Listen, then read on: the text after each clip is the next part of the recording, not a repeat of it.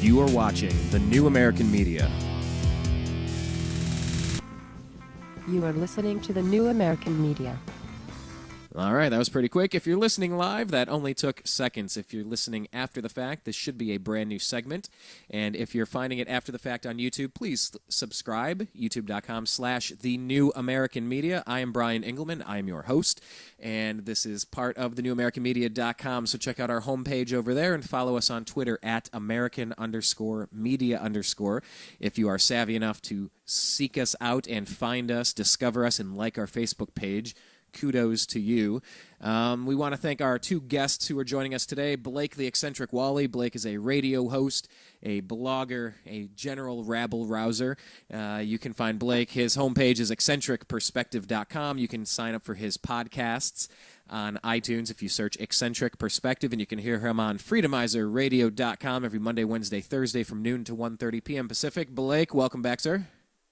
Thank you. And Thank you for having me. Yeah, it's a pleasure to be here. I co-host with Blake on Mondays over on his show and the occasional Wednesday or Thursday. And, we're just seeking truth, challenging dogma, and having fun. We also want to thank our other special guest co-host for today. His name is Marc Clair. He runs a outfit called Lions of Liberty. And outfit, I like that. Yeah, I know. I'm going to start using that one. An outfit, if you will. Sounds a little more like big time. Yes. Well, he's got a whole outfit over there. Well, actually, I've had a few of your cats, from John Odermatt, and I've had a few of you guys on our show in the past. But you can check Marc out. He's over at lionsofliberty.com. So if you're not following them on Twitter, Blake is at Eccentric99, and Marc is at Lions of Liberty. I just also wanted to say that we have got a message from Ben. Ben says he's listening, and maybe we can call in tonight with our post-election take. I don't think I'm going to be around for that, but he's getting ready to start broadcasting at Existential Radio, EXIS, the number 10, TIAL radio.com.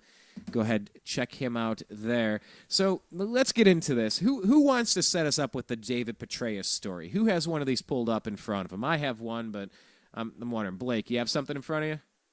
I might have closed the screen, but I don't know if there was. I did look at it earlier, so go ahead if you want to read the news story. All right. CIA Director David Patraeus resigns Friday after admitting to an extramarital affair.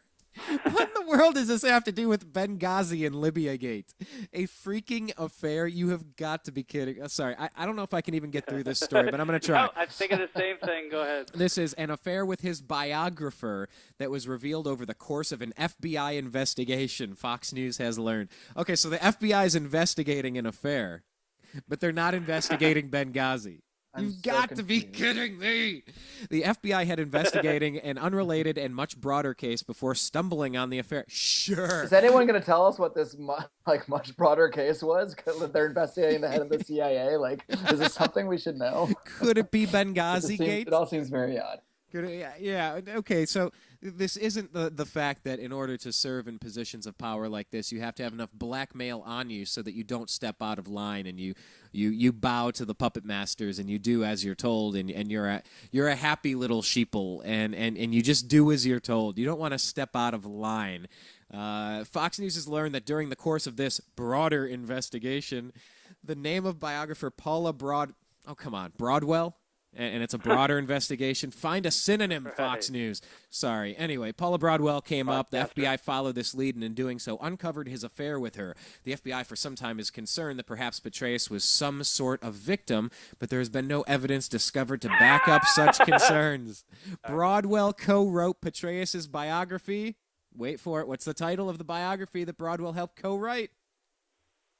All In. Nice. Oh boy. Okay, so this is rich.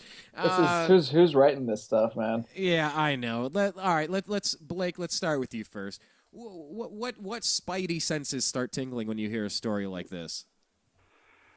I don't want to sound like a conspiracy theorist. Meaning that you're going to say something.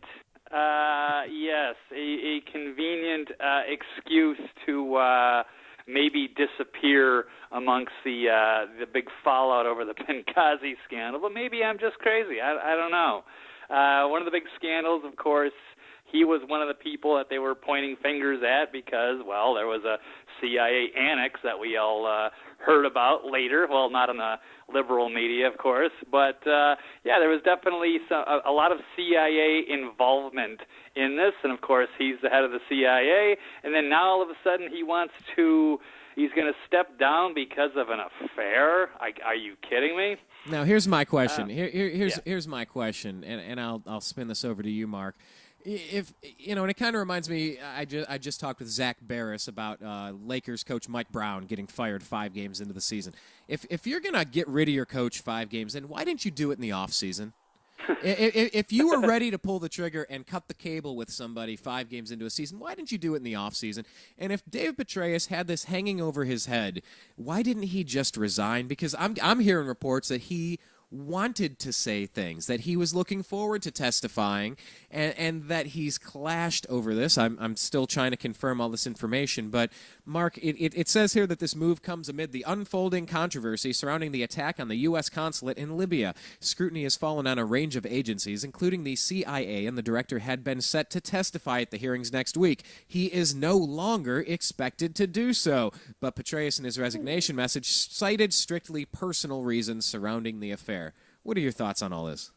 Well, we need to be clear that all of that is purely coincidence, lest we be called conspiracy theorists. Let so me just be to put clear. that out there. Let me be clear. Yeah, it seems a little odd. I mean, I just saw this today. I don't know a whole lot about it, but it seems funny to me that all these things that kind of get pushed back till just after an election. It's whether it's Iranians shooting at drones or a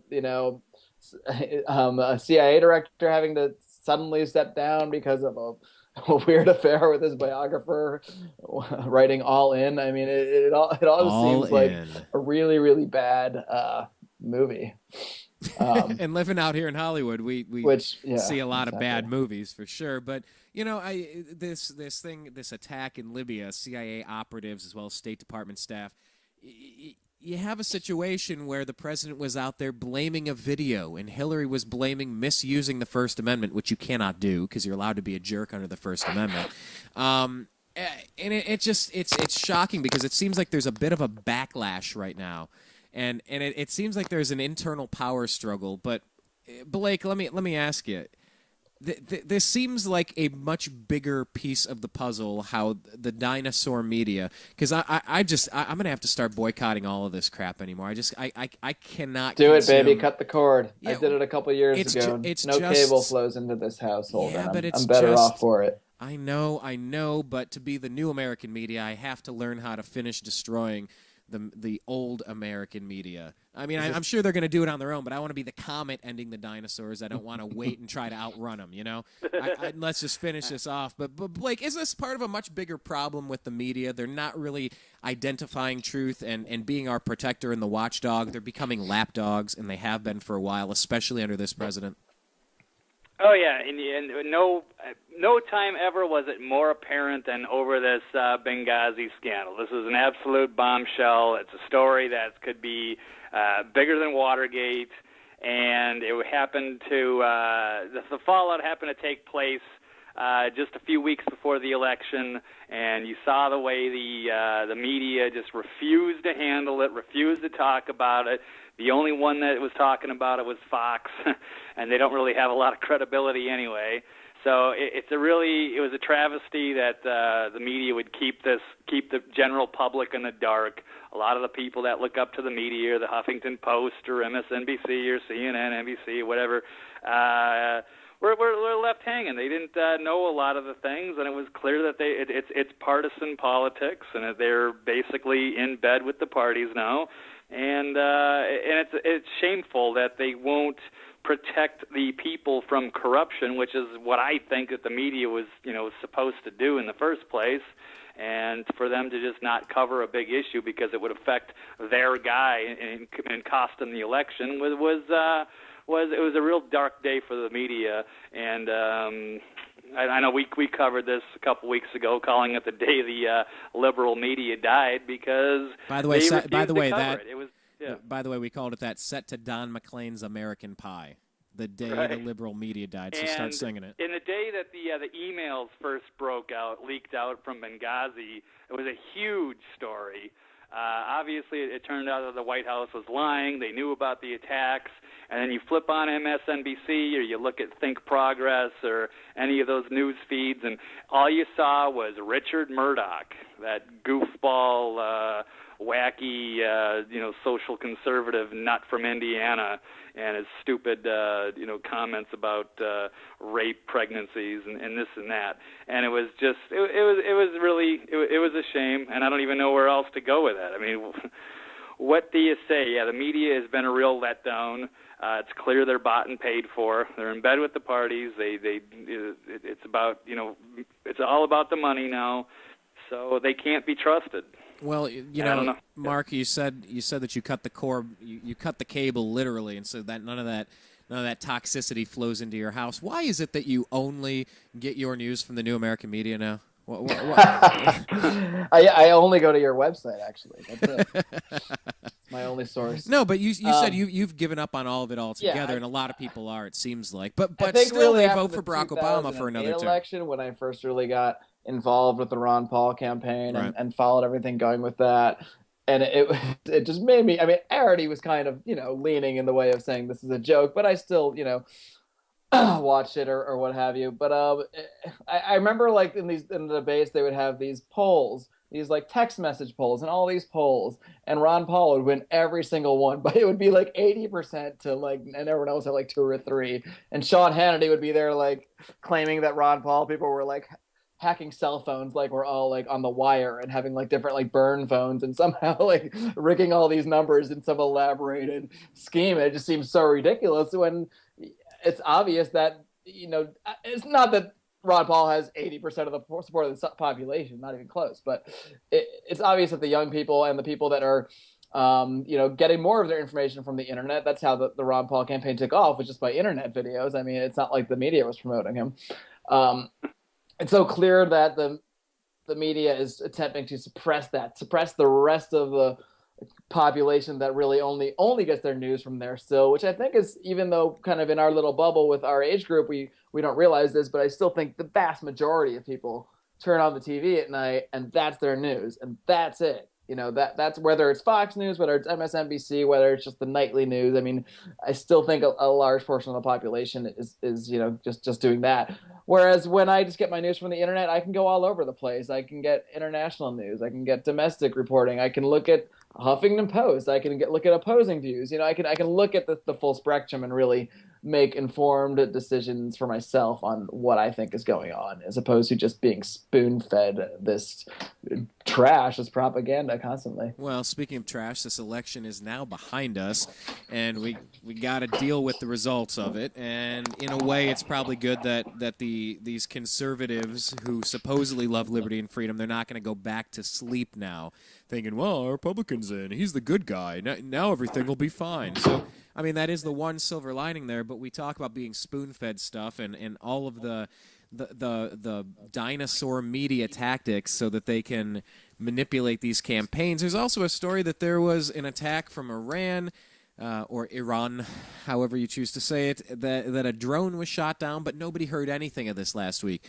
It's so transparent that there are a bunch of cover-ups going on to just whatever it took to get Barack Obama reelected, they were all about it at the sake of their own integrity. So let's do this. Take a brief station identification here on the TNAM radio network. And when we get back, I just want to kind of talk about this a little bit because, Mark, you had an interesting comment on this Iran story regarding attacking robots and suppressing the news until the election, and then the fact that in Benghazi they had laser-guided assistance, but they chose 3 times to not help our people as they're dying. The story just doesn't add up. So we'll talk about it when we get back here on Agree to Disagree on thenewamericanmedia.com.